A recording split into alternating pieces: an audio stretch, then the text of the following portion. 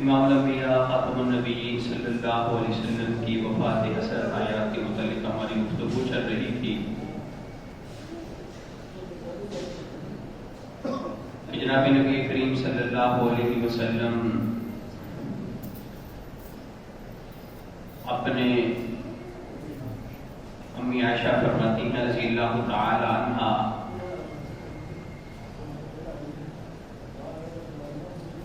کہ یہ بات میں بطور فخر اور بطور تحدیث پہ محمد کہتی ہوں کہ اللہ تعالیٰ نے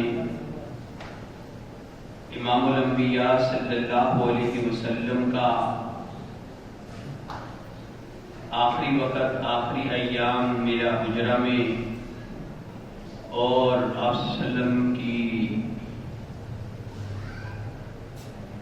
دنیا سے رحلت کرنا میری گود میں ہوا اور عبدالآباد کے لیے میرے حجرہ میں میرے محبوب نے آرام فرمایا اور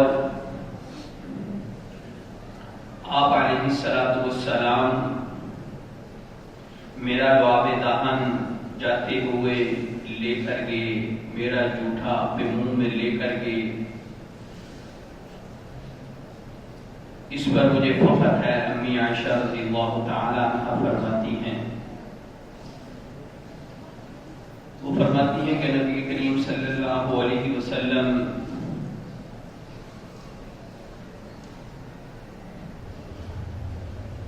اپنے آخری جو الفاظ تھے کہ الصلاۃ الصلاۃ وما ملکت ایمانکم، اور لوگوں نماز کا خیال رکھنا، نماز کی حفاظت کرنا، نماز کو نہ چھوڑنا اور اپنے ماتحت لونڈیوں کا لحاظ رکھنا۔ تو دوستو معلوم ہوتا ہے دین اسلام میں نماز کی اہمیت بہت زیادہ ہے۔ اسی لیے امام الانبیاء نے آخری وصیت نماز کے متعلق فرمائی کہ آپ صلی اللہ علیہ وسلم اس دنیا سے جا رہے ہیں لیکن نماز کی اہمیت کو اجاگر کرتے جا رہے ہیں کہ نماز کو نہیں چھوڑنا۔ تو آج دوستو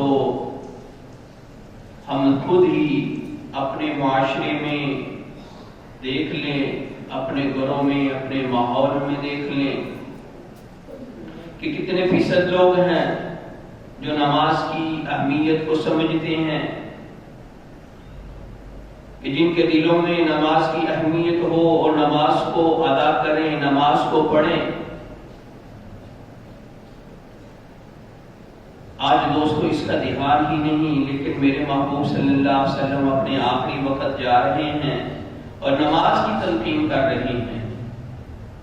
امی عائشہ فرماتی ہیں کہ حضور صلی اللہ علیہ وسلم کے یہ الفاظ تھے الصلاۃ الصلاۃ الصلاۃ، لیکن آج اللہ معاف فرمائے ہمیں ذرا بھی دھیان ہی نہیں نماز کی طرف کہ نماز بھی کوئی پڑھنے والی چیز ہے، نماز بھی کوئی اہتمام والی چیز ہے۔ آپ قرآن کا مطالعہ کریں، سینکڑوں دفعہ قرآن کا میں اس نماز کا حکم آیا کہ اقیموا الصلاۃ اقام الصلاۃ، کہ نماز کو قائم کرو۔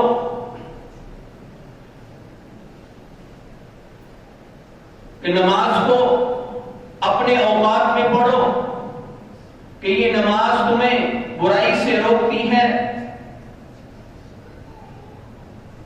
آج نماز کی طرف آج ہمارے کام جو ہیں ان کے اوپر ان کو فوقیت ہے نماز پر، کام کی اہمیت ہے نماز پر، کام کو چھوڑتے نہیں۔ نماز چھوٹ جاتی ہے تو چھوٹ جائے، بعد میں پڑھ لیں گے، ابھی گاہکوں کا ٹائم ہے، ابھی کام کا ٹائم ہے۔ آج میرے کپڑے درست نہیں، بھی تو کیسا مسلمان ہے تیرے کپڑے درست نہیں، تجھے پتا نہیں میں نے فجر ظہر عصر مغرب عشاء پڑھنی ہے۔ کہ مسلمان پاک کلمہ پڑھنے والا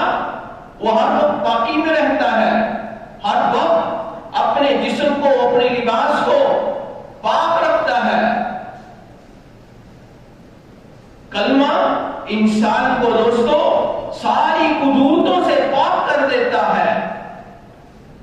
فرمایا کہ جو ایک دفعہ کلمہ پڑھ لیتا ہے ایک کافر، اللہ رب العزت اس کے سارے گناہوں کو معاف فرما دیتے ہیں. لیکن آج ہم ذرا سا بہانہ لگا کر، ذرا سی بھی میرے چھینٹے پڑ گئے، میں نے کپڑے تبدیل نہیں کیے، میرا آج لباس تو مجھ سے نہیں، بھی چھینٹے پڑ گئے، کوئی معاملہ خراب ہو گیا، اول کام تیرا جسم کو پاک کرنا ہے، لباس کو پاک کرنا ہے. یہ کیا بہانہ کہ میرے کپڑے درست نہیں، چھینٹے پڑ گئے ہیں؟ چھینٹے پڑ گئے ہیں، تجھے ذرا بھی احساس نہیں کہ ابھی ظہر کا ٹائم ہو جائے گا، عصر کا ٹائم ہو جائے گا، میں ناپاک ہی رہوں گا، کیسے نماز پڑھوں گا؟ تو اس باتوں سے دوستو سمجھ نہیں آئی کہ آج مجھے نماز کی اہمیت نہیں.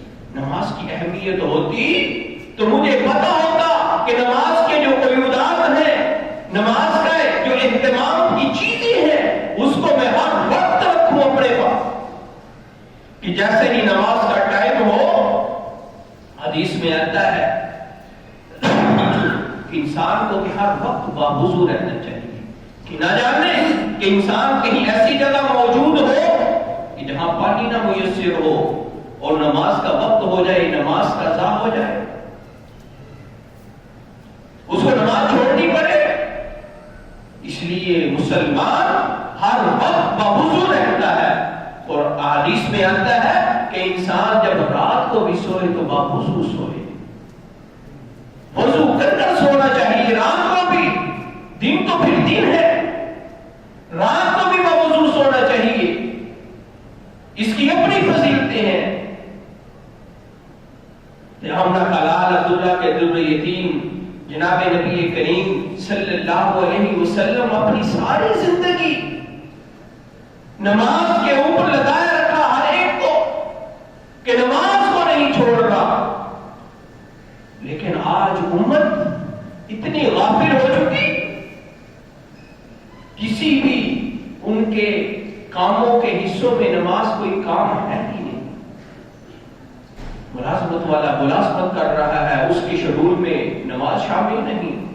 فیکٹری اونر فیکٹری چلا رہا ہے، اس کے فیکٹری چلانے میں نماز کا کوئی ٹائم نہیں.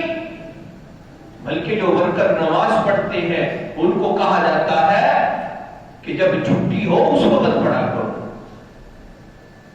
یہ فیکٹری کا ٹائم ہے. بجائے یہ کہ اللہ اکبر کی صدا ہو، کام کو بند کر دیا جائے، ہم کیا کرتے ہیں کہ بعد میں پڑھ لینا، پڑھنے والے کو کہتے ہیں بعد میں پڑھ لیں. حضور نبی کریم صلی اللہ علیہ وسلم اپنے آخری وقت بھی کہہ رہے ہیں کہ الصلاۃ الصلاۃ الصلاۃ، کہ نماز.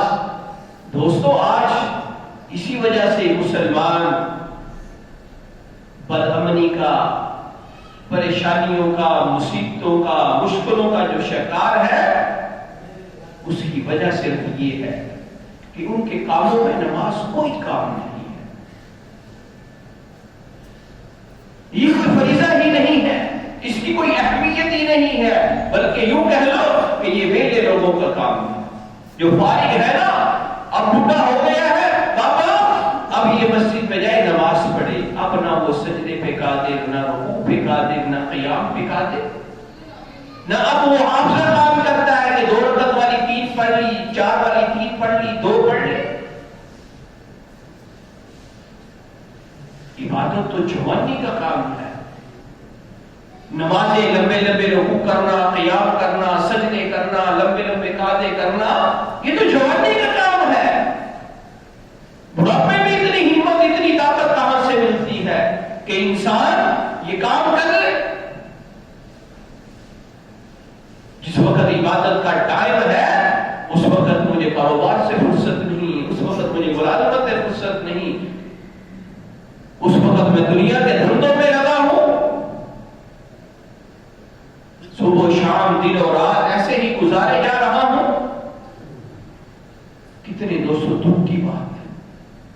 بخاری شریف کی میں آتا ہے نبی کریم صلی اللہ علیہ وسلم نے فرمایا نماز کی اہمیت میں کہ نماز اتنی اہمیت والی ہے، کتنا اس کا مقام اور مرتبہ ہے اور کتنی اس کی فضیلت ہے کہ جنگ سے بڑھ کر کوئی ایسا عمل نہیں. ریاست کے بارڈروں پر جنگ لگی ہے کفار کے ساتھ، تو میرے محبوب نے فرمایا وہ بھی فرض ہے، جنگ لڑنا بھی فرض ہے، ملک کی حفاظت، اس کی سرحدوں کی حفاظت کرنا، لوگوں کے مال جان کی حفاظت کرنا یہ بھی فرض ہے. لیکن اس فرض کو پورا کرتے کرتے کہیں ایک جو فریضہ نماز ہے اس کو نہیں چھوڑنا، فریضہ نماز کو نہیں چھوڑنا. فرمایا کہ جو امیر ہوگا لشکر کا، وہ لڑنے والے جو مجاہدین ہے، جو سپاہی ہے، ان کی 2 جماعتیں بنائے گا. ایک جماعت جا کر جماعت کے ساتھ 4 رکعت والی 2 رکعت پڑھے گی جماعت کے ساتھ. پھر دوسرا دستہ جائے گا، وہ 2 رکعت پڑھے گا. پھر پہلا دستہ جائے گا، وہ اپنی نماز پوری کرے گا. پھر دوسرا دستہ جائے گا، وہ اپنی نماز پوری کرے گا. امام بخاری رحمہ اللہ تعالی نے اس کا پورا باب قائم کیا ہے کہ جنگ کے اندر نماز کس طرح